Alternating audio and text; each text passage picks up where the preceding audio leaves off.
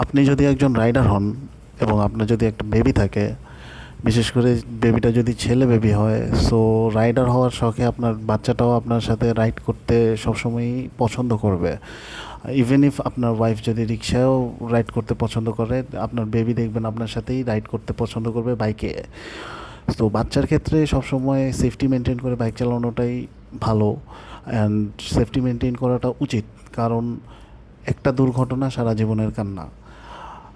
গতির ক্ষেত্রে বলবো যে বাচ্চার ক্ষেত্রে গতি সবসময় 30 থেকে 40-এর উপরে উঠানো আমার কাছে বোধগম্য মনে হয় না।